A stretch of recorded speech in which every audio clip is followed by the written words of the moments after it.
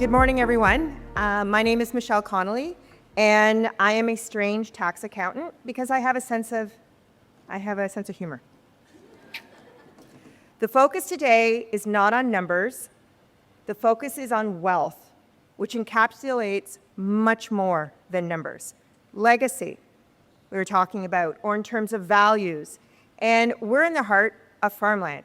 And just want to say thank you to each and every one of you for feeding Canadians today.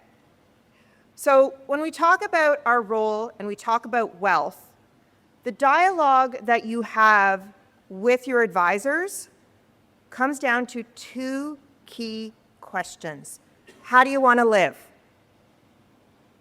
today and in the future? What do you envision? What are your hopes? What are your dreams? Two, who do you want to give? And when we talk about that, we're considering our family. We're considering our friends or other beneficiaries, such as charitable giving. The third entity that we're talking about is CRA. Where we're here today is we're going to touch on key tax terms and concepts that I want you to have awareness over. All right? You don't have to be the expert, but I want you to be aware because these terms will impact how you set up the sale or how you set up the rollover. The goal for me today is to educate, communicate, but most importantly, translate. When I'm talking about these key terms and concepts, I want you to raise awareness because as all things tax, planning or setting the stage when that transaction actually occurs will make a significant difference. All right, we're looking forward. We don't want to react. We want to be proactive. So we're going to talk about qualified farm and fishing property. Who, in terms of, is aware of that term and it's in their vocabulary, vernacular? All right, it's going to be by the end of this session. Income, recapture, and capital gains. Depending upon who sells and what is sold will derive or determine is it on account of income or is it on account of a capital gain? What's the difference of reporting income versus a capital gain? Hint, capital gain is 50% included for tax. We want to focus on capital gains. Lifetime capital gains exemption. We should all be clapping. We all want that. And in terms of talking about qualified farm and fishing property today, we want to, in terms of multiply or in terms of gain access to the lifetime capital gains exemption, because that means tax-free capital gains. So qualified farm and fishing property. Let's step through the who, the what, and the when. Talking about who is involved, and how and who owns the property. That determines whether it's on account of income or whether it's on account of capital and what it is. Who? An individual, their spouse or common law partner. Children of the individual and their spouse or common law partner. Parents of the individual, their spouse or common law partner. If any of those individuals owns shares of a family farm corporation. If any of the aforementioned or any of these individuals are a member of a family farm partnership. That's a lot of people. Let's set out the family tree and let's look who would qualify for owning the qualified farm and fishing property, because each of those individuals has a lifetime capital gains exemption. So going and stepping through this, our goal today is to multiply. Let's identify all these individuals and get access to additional lifetime capital gains exemptions. The what? All right, again, devil is in the details. Who owns this? And the reason why I'm free in terms of identifying this, the what? Qualified farm and fishing property, of course, includes land. All right. Land and buildings. Class 14.1 property, that typical is quotas. An interest in a family farm partnership or share of a family farm corporation. On the right-hand side, qualified farm and fishing property does not include machinery and equipment, livestock, crops, and other inventory. The reason why I've got that on the right-hand side is if the farm is owned by individuals or through a partnership, these are all depreciable property and held on account of income. They're not capital. However, if it is a farm corporation, and the farm corporation, in fact, has the machinery, livestock, and inventory in the corporation, what the individual, in fact, owns is a share of that farm corporation. And that in itself, and everything that it owns, is on account of capital. So remember I asked, are you thinking of selling or transferring in the next 5 years? You may want to reach out, in the instance you don't have a family farm corporation, reach out to your tax advisor to see if it's something that should be considered in contemplation of the sale or transfer. The when. All right, June 1987. The reason why that month, and in particular June 17th, does anybody know where they were on June 17th, 1987? I was 16, probably driving. Anyway, looking at this, there was key changes made in terms of accessing and the definition of qualified farm and fishing property with respect to the lifetime capital gains exemption. If the farm property was acquired, originally acquired, prior to June 17, 1987, the ability to access the lifetime capital gains exemption is a lot easier. The thresholds to obtain, again, a lot lower. If the farm property was acquired after June 17, 1987, the rules, or in terms of the thresholds, are very similar to if it was a qualified small business corporation share. They look to the prior 24 months and the day of. So in terms of accessing the lifetime capital gains exemption, in the 24 months leading up, mainly meaning more than 50% of the qualified farm and fishing property has to be actively engaged in farming. That generally is not a problem for those of us in the room. What sometimes trips us up is the day of test, day of transaction. That test is now 90%, where the equipment or qualified farm and fishing property has to be 90% engaged. This is not an issue for those that own the property individually, but where you own shares of a qualified farm and fishing or qualified or farm corporation, if you own shares of a farm corporation, you have to actually look at the fair market value of assets in that corporation. And 90% of the fair market value of those assets have to be actively engaged. What often trips up, and therefore you lose access to the lifetime capital gains exemption, is if you've got excess cash or passive, such as investment assets in your farm corporation. Again, talk to your wealth advisor, talk to your legal advisor, talk to your, in terms of tax advisor. You want to get those assets out of the corporation prior to the day of sale. And by the way, let's be practical. Do we actually want to sell cash? Do we want to sell our investments? No. So again, plan for such. So I talked on income versus capital. Hint, capital gains, 50% inclusion rate. So just to get a good understanding, here's a really good analogy of the distinction of income versus capital. What I've got up here is an apple tree that's in an orchard. If the farmer sells the apple tree or sells the orchard, they're selling capital. It's a long-term asset. However, year after year, if they sell the apple crop, all right, there's annual expenses in terms of fertilizer, in terms of trimming, et cetera like that, and then they sell the apple crop, that's on account of income. All right, I'm going to apologize for this slide, but I'm going to step through the concepts of such.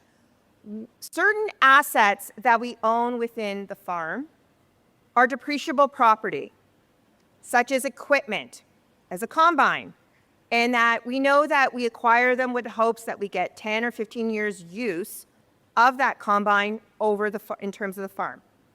So when we acquire this capital asset, there's the original capital cost. What also is allowed in each year, depending upon the nature of the asset, is you could take depreciation or capital cost allowance, which is the tax term for depreciation, as an expense each year. That expense is on account of income. All right? So when that asset is sold, there is a potential that you may have an income or expense to report, but you also may have a capital gain to report. So stepping through this example, a combine, we acquire it for $250,000. Over 10 years, all right, we take CCA or depreciation of $175,000. We've expensed that over the 10 years. So right now, for cost purposes, the cost is $250,000, but the cost for tax purposes is $75,000. So we've decided to sell the combine. And by the way, it's the only asset in that class. Are we reporting income or are we reporting capital gains? That depends upon what we ultimately receive as proceeds of disposition. So let's step through a concept. Let's say we sell this combine, and let's have a sense of humor about this. Let's say we sold it for $300,000. It's a very rare combine. All right, I'm glad to know everybody's got a sense of humor. So, sold it for $300,000. We bought it for $250,000. So we have a capital gain of $50,000. All right? Who wants to buy the combine? Just ask. However, also over the last 10 years, we've claimed expenses of $175,000 relating to the use of that combine, which truthfully, the value did not drop. So we actually have to bring that $175,000 back into income. So we know that is not a likely scenario. Let's talk about a likely scenario. Using the same fact pattern. Combine, original cost, $250,000. The undepreciated capital cost, so for tax purposes, the tax cost right now is $75,000. What if we sell it for $50,000? Well, right now for tax purposes, it's on the books for $75,000, but we're only getting $50,000. The difference at $25,000, we can claim as terminal loss. That's a regular expense. All right? Last scenario, same fact pattern. $250,000, used to see as $75,000. Let's say we sell it for $80,000. All right, there's no capital gain because we're lower than the original purchase price of $250,000, but we've depreciated it down to $75,000. And we're getting $80,000. So we've got a delta of about $5,000.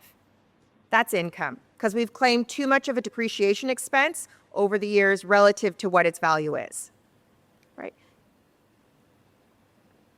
All right, everybody clap. The lifetime capital gains exemption. This is what we're here for. All right? How do we maximize our entitlement, or how do we multiply access to lifetime capital gains exemption based on qualified farm and fishing property? All right? So for 2026, the lifetime capital gains exemption, now remember, lifetime, and also they combine it. You're only allowed 1.275, depending upon if it's a small business corporation share or qualified farm and fishing property. You don't get to double up. All right? So for 2026, the lifetime capital gains exemption is $1.275 million. All right? It will be indexed to inflation on a go-forward basis. So if you're looking over the next 5 years, again, to sell or transition, when talking with your wealth advisor, talking with your tax advisor, you want to maximize entitlement to 1.275 plus. All right? That is capital gains that have a 0% tax rate. Did I mention 0%? So going through this, all right, things to keep in mind. When you're structuring for the sale, you want to maximize who can claim this. The one thing that did come in 2 years ago is this little thing called alternative minimum tax. All right, anybody heard of AMT? So what I want to stress is AMT is not a double taxation, not an incidence that you're going to, it is a refundable tax. AMT is triggered in most instances when I've run numbers on the sale of a farm where the value or the proceeds is very similar to the lifetime capital gains exemption. If we're talking 7 or 8 figures, and then we have the lifetime capital gains exemption of 1.275, all right, the delta is pretty significant. AMT won't be triggered. But in the instance, again, working with your wealth advisor, working with your tax advisor, there is a potential that AMT is triggered. The next 7 years is your ability to get it back. Know the rules, use them to your advantage. That's what we're here for. All right, so acknowledge AMT may be triggered. How do we get it back over the next 7 years? That's the key. Now, going back to the lifetime capital gains exemption, if you own the farm property personally, all right, it's on account of capital. It's not equipment, it's not inventory. All right, it's land predominantly. If you own shares of a farming corporation, it's those shares that are going to qualify, disposing those shares that will qualify for the lifetime capital gains exemption. And I'm highlighting honing it individually versus corporation.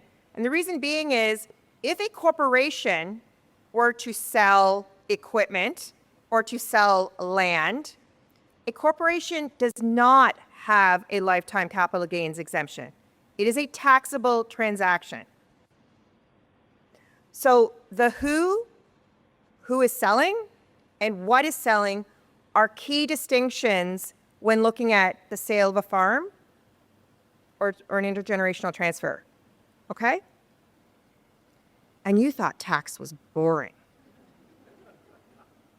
So, sale to a third party. Again, let's touch on some of the salient parts. So, sale to an independent, arm's length third party.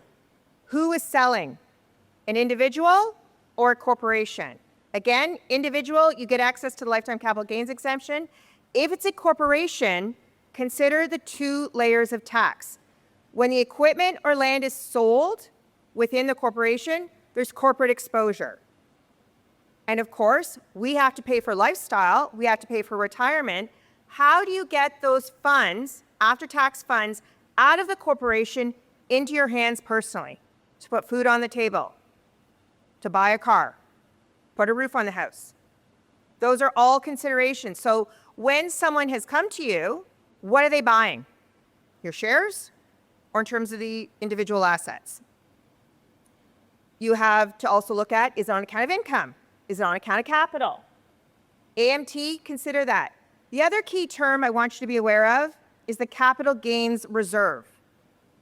When you're selling to a third party, there's a potential for a 5 or 10-year deferral of the capital gain, meaning you only bring in 20% over 5 years, depending upon the proceeds, or where it is not independent and a family member is involved, but you are executing a sale, it can be rolled in terms of brought in over 10 years with appropriate planning. Again, speak to your wealth advisor, speak to your tax advisor. Looking at the capital gains reserves, this actually may facilitate a much easier transition over 5 or 10 years, particularly when it's next generation. We want to facilitate, we want to retire, we need funds for lifestyle, but over 10 years, it makes it easier for them to buy the farm or the farm property, but also support our lifestyle needs in terms of the original generation. Intergenerational rollovers. I'm going to give kudos to finance, and I'm going to give kudos in terms of the Tax Act, what they've done. Doesn't happen often, but this is one such instance. They want to make it as easy as possible, where the intention is to keep the farm in the family, to do so for tax purposes. When you're looking at an intergenerational transfer, the proceeds or sale price can be anywhere from ACB, the original cost at what the generation acquired it at, up to fair market value. Anything in between. All right, it's a choice. Here's where, again, you want to talk to your tax advisor, you want to talk to your wealth advisor, because you got flexibility. But also realize that the decisions that you make in terms of doing the transfer to the next generation may impact them. And I'm going to step through a case in just a minute. Ultimately, my goal as a tax advisor is to smooth out your income, because that smooths out your tax rate. Be proactive, use the rules to your advantage. If you were to characterize the Canadian individual that pays the highest tax rate, because you know for Canadian individuals we have a marginal tax rate system, as our income goes up, the respective tax rate goes up, who do you think, from an individual perspective, pays the highest tax rate in Canada? Death of a taxpayer, terminal tax return. Because everything comes in at once.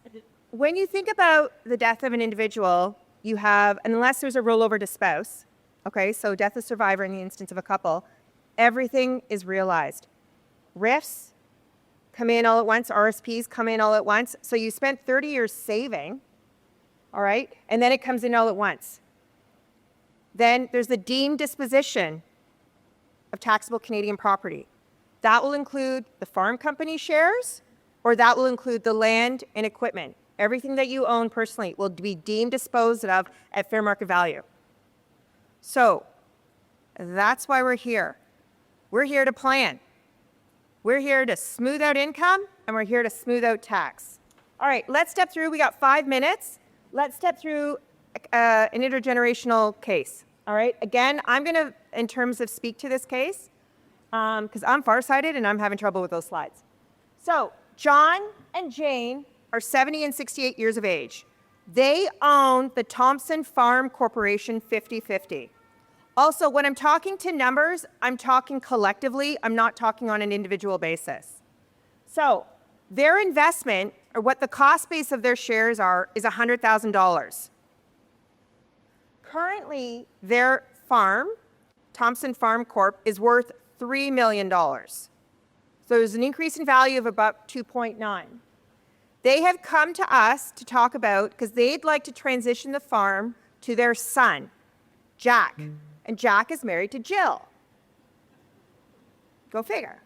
So what are some of the potential scenarios? Remember I said they can elect proceeds of anywhere from ACB to fair market value, between $100,000 to $3 million. All right, so if they elect to sell the farm to Jack and Jill for $100,000, all right, no capital gain.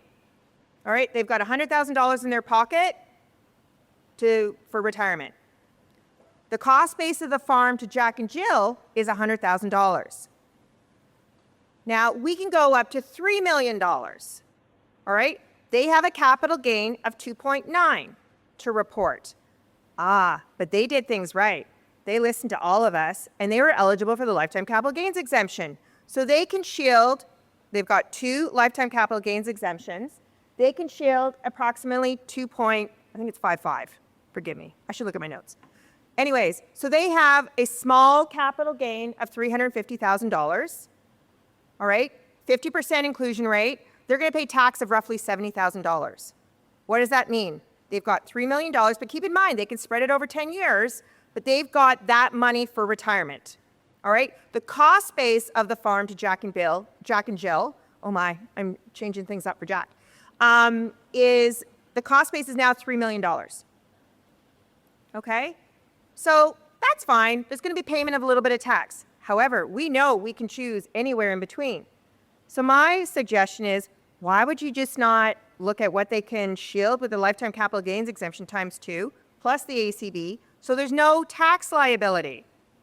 And that represents a bump up in ACB to Jack and Jill. No tax paid, bump up, they've got a good retirement. Let's fast forward 20 years. Jack and Jill, comes time, they're going to sell the farm. All right, the farm is now worth $7.5 million. So here's where Jack and Jill's ACB comes into play. if it's 100,000, they've now got a massive capital gain. If they chose $3 million, they still got a capital gain, which they can use their lifetime capital gains exemption at, all right, and pay a little bit of tax. And also we can look at the middle ground, the middle scenario where in terms of his parents use their lifetime capital gains exemption. When you're looking at sample 2 and sample 3, the overall tax liability, believe it or not, dollar for dollar is the exact same. However, let's take into account time value of money. If they had gone with a third scenario, they would have paid some tax, $70,000 20 years ago. Would you rather pay $70,000 20 years ago or $70,000 today? Hint, today. So in terms of going through this, have the discussion. When there's an intergenerational transfer being contemplated, what is done from G1 to G2 will have an impact on G2 when they go to sell or in terms of go to roll it over. All right? Long time picture. Again, smooth out income, smooth out tax. And at that, I am now done. And no one fell asleep talking about tax.